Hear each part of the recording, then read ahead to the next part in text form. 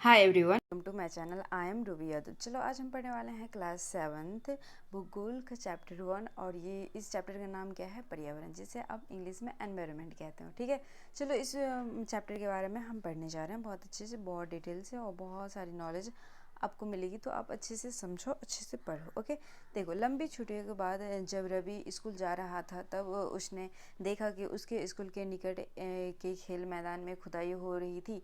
ठीक है, जब रवि इस गर्मी छुट्टी के बाद जब स्कूल जा रहा था तो उसने देखा कि मतलब वहाँ पर जो पास में जो खेल के मैदान थे उसमें ना खुदाई हो रही थी। वही एक मैदान उनके खेलने के लिए वहाँ पर था।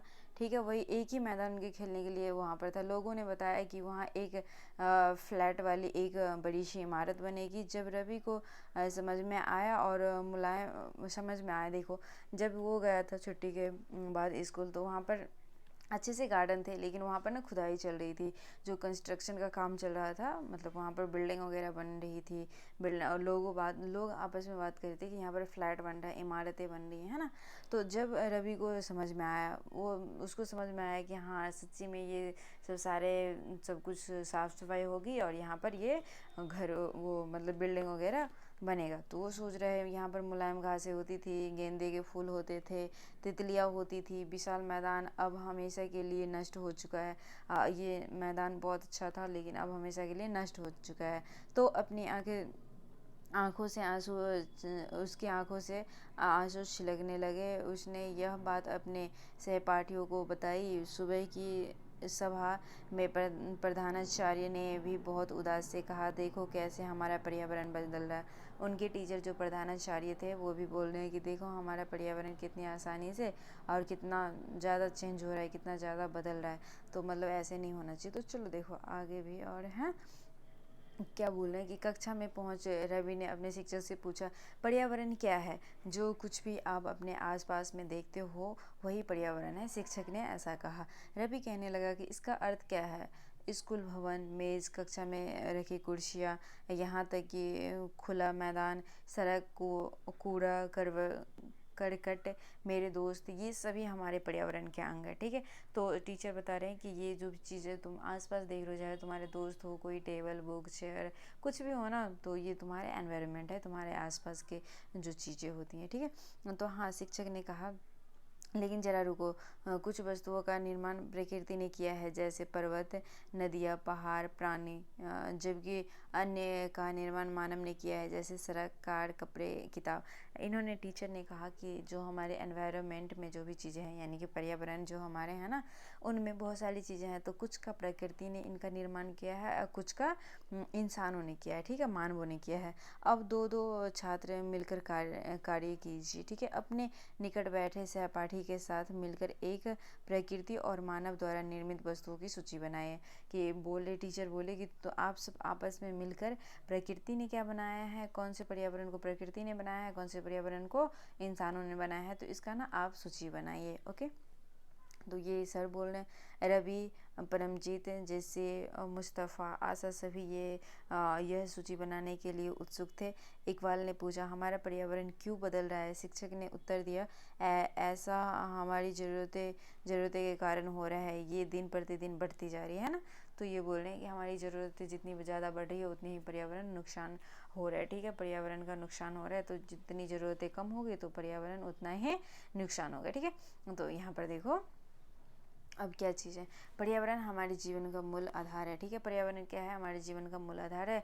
यह हमें सांस लेने के लिए हवा देता है। ठीक है, ये हमें सांस लेने के लिए हवा देता है, पीने के लिए जल देता है, खाने के लिए भोजन और रहने के लिए भूमि प्रदान करता है। ओके, ये सब आपको समझ में आ रहा है। रह तो कहाँ रहे हो आप? ज़मीन पर ही रह रहे हो ना। फ्लैट वगैरह बन रहा है, लेकिन वो तो ज़मीन से ही स्टार्ट हो रहा है। मानव एक प्राकृतिक पर्यावरण में कैसे परिवर्तन करता है? मानव एक प्राकृतिक यानी कि जो भगवान ने बनाया है जिस एनवायरनमेंट को, उसको कैसे बदल देता है, कैसे क्या कर देता है, क्या नहीं। देखो, कार का धुआं जैसे वायु को प्रदूषित करता है। जैसे कार चल रही है तो उसमें से धुआं निकल रहा है, तो धुआं क्या करता है, पर्यावरण को प्रदूषित कर देता है, यानी कि पोल्यूट कर देता है। पानी को पात्र में एकत्रित कर देता है ना, उसे क्या कर देता है, गंदा बना देता है, पोल्यूट कर देता है। भोजन के बर्तनों में परोसा जाता है, भोजन को बर्तनों में परोसा जाता है और भूमि पर कारखानों का निर्माण होता है।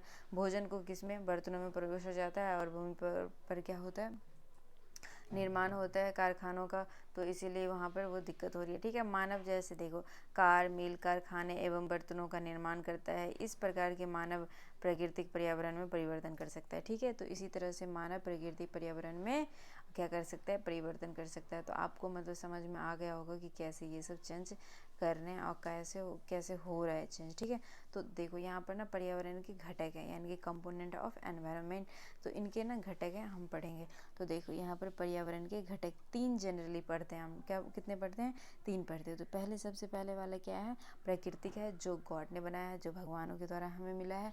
और एक क्या है, मानव निर्मित है, और एक मानव है, मानव खुद ही है, एक मानव निर्मित है, एक प्राकृतिक है। ठीक है, तो यहाँ पर देखो सबसे इम्पोर्टेंट चीज़ हमें जल किसने दिया है, गॉड ने दिया है। वायु भी और स्थल भी गॉड ने दिया है, और उन तीनों को चीज़ को मिला दो तो वो सजीव मंडल हो जाता है। अभी मैं बता रही हूँ, देखो जहाँ पर जल स्थित है, पानी स्थित है, उसे हम जल मंडल कहते हैं। जहाँ पर एयर स्थित है, यानी कि वायु स्थित है, उसे हम वायुमंडल कहते हैं। जहाँ पर स्थल जमीन प्रेजेंट है, ठीक है, जहाँ पर है, अब उसे हम स्थल मंडल कहते हैं। ठीक है, अब इन तीनों स्थल मंडल के बिना इन तीनों मंडलों के बिना क्या होता है, ये सजीव हो ही नहीं सकते। तो मतलब क्या है, यहाँ पर जल भी चाहिए, प्लस वायु भी चाहिए, प्लस स्थल भी चाहिए। ठीक है, तो तभी ये सजीव हो सकते हैं ना, सजीव जैव मंडल। जैव मंडल मतलब क्या होता है कि इन तीनों चीज़ों की ज़रूरत होती हैं हर जीव को। तो देखो कोई एक जीव है, उसे बस पानी पानी अब दे दिया करो तो रह लेंगे बिना हवा के और बिना मिट्टी के, नहीं ना। अगर आपको उन्हें वायु दे दिया जाए और जल और स्थल के बिना रह सकते, नहीं रह सकते।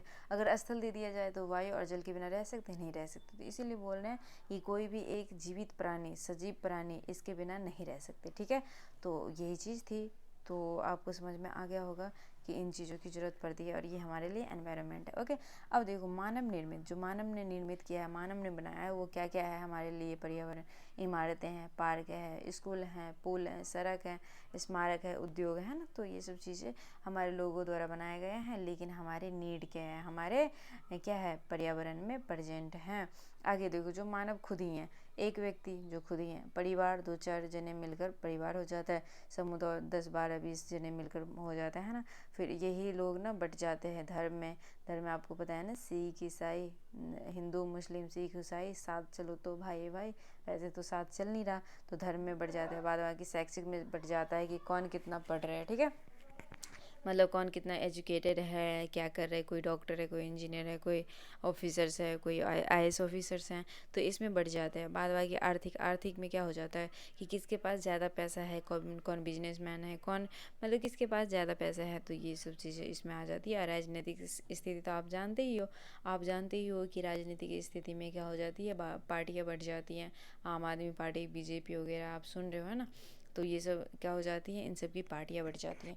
तो यही चीज़ थी कि ये एनवायरनमेंट के क्या थे, घटक थे। तो एनवायरनमेंट के घटक में आपको यही पढ़ना था, यही देख लिया आपने। प्राकृतिक वाले भी देख लिए, मानव निर्मित भी देख लिए, मानव वाला भी देख लिए। तो मतलब यही सब चीज़ थी कहने को, और ये बहुत आसान है। आप डाटा याद कर लेना। डाटा याद करोगे तो इसमें बहुत सारे में काम भी आएगा। अगर कोई बाद में IAS ऑफिसर बनना चाहता है, UPSC वगैरह की प्रिपरेशन करना चाहता है, तो इन सब से बहुत सारी हेल्प मिलेगी, इन सब डेटा से। ठीक है, तो चलो आगे भी हम पढ़ते हैं। इसीलिए हम प्राकृतिक वातावरण में परिवर्तन करते हैं और कभी कभी उसे नष्ट भी कर देते हैं। ठीक है, ऊपर के वार्तालाप से आप ये समझ गए होंगे कि किसी भी जीवित प्राणी के चारों ओर पाए जाने वाले लोग, स्थान, वस्तु, प्रकृति को ही हम पर्यावरण कहते हैं। क्या लिखोगे आप, कोई बोलेगा पर्यावरण क्या है, तो पर्यावरण में क्या लिखोगे, हमारे किसी भी जीवित प्राणी के चारों ओर पाए जाने वाले लोग, स्थान, वस्तु एवं प्रकृति को ही हम पर्यावरण कहते हैं। ऐसे समझ में ये डेफिनेशन है, ये परिभाषा है, याद कर लोगे। ये प्रकृति एवं मानव निर्मित परिघटनाओं का मिक्सचर है। प्राकृतिक प्राकृतिक पर्यावरण में पृथ्वी पर पाई जाने वाली जीवीय और अजीवीय दोनों परिस्थिति होते हैं, ठीक है। जीवीय भी होते हैं और अजीवीय भी होते हैं। ओके, तो अब देखो मैं यहाँ पर मतलब इनके दो घटक प्रमुख हैं, जीवीय हैं और अजीवीय हैं। तो दोनों देखो हाथ मिला रहे हैं ना यहाँ पर। तो चलो मैं आपको समझाती हूँ, जीवीय और अजीवीय दोनों क्या होते हैं। दोनों ही क्या होते हैं, दोनों ही क्या है, नेचुरल है, यानी कि प्राकृतिक है। दोनों ही प्राकृतिक है। दोनों को ही किसने बनाया है, जीवीय और अजीवीय को किसने बनाया, गॉड नहीं बनाया। दोनों प्रकृति हैं, हमारे द्वारा बने हुए नहीं हैं। दोनों प्रकृति हैं, लेकिन ये क्या है, सजीव प्राणी और ये निर्जीव प्राणी। याद रखना, जिसमें और नहीं लगा हो तो वो सजीव है, और जिसमें और लग गया हो तो वो निर्जीव है, ठीक है। अब सजीव प्राणियों का संसार जैसे पादप जंतु, ठीक है, ये भी देखो लिविंग भी हैं और क्या है, सजीव भी, लिविंग थिंग भी है और नेचुरल भी है। ओके, और ये नेचुरल हैं और निर्जीव चीज़ है। तो इसमें संसार आ जाते हैं, स्थल देखो जैसे पानी, हवा, और क्या आ जाएंगे, मिट्टी, ज़मीन, चट्टानें, है ना, पहाड़, ये सब, प्लेट्यू, पठार, ये सब आ जाएंगे इसमें। तो आपको मतलब ये समझ में आ गया कि ये दोनों ही क्या होते हैं, प्राकृतिक दोनों होते हैं, दोनों प्राकृतिक होते हैं, लेकिन ना ये क्या होते हैं, सजीव प्राणी और ये निर्जीव प्राणी, ठीक है। तो इतना ही याद रखना आप। आगे चलो, आगे देखो, जबकि मानवीय पर्यावरण में मानव का पारस्परिक क्रियाएं उनकी गतिविधियां एवं उनके द्वारा बनाई गई रचनाओं से होती है, ठीक है। मानव हर कुछ को चेंज कर देता है, हमारे एनवायरनमेंट को चेंज कर देता है। तो आज के लिए इतना ही पढ़ेंगे, प्राकृतिक पर्यावरण हम नेक्स्ट वीडियो में पढ़ेंगे। तो ये देखिए आप सबको समझ में आ गया होगा, है ना। तो ये सब अच्छे से आप कर लेना, पढ़ लेना, एक बार पढ़ोगे तो आपको समझ में आ ही जाएगा, ठीक है। तो ये मैंने ये बहुत इंपॉर्टेंट चीज़ है, तो ये मैंने आपको बता दिया है। तो आप एक बार अच्छे से इसे पढ़ोगे और यहाँ तक पढ़ लोगे, फिर मैं आगे यहाँ से करवाऊँगी, ठीक है, यहाँ से करवाऊँगी। और थोड़ा सा ही बाकी है, तो 2 वीडियो में ये चैप्टर कंप्लीट है।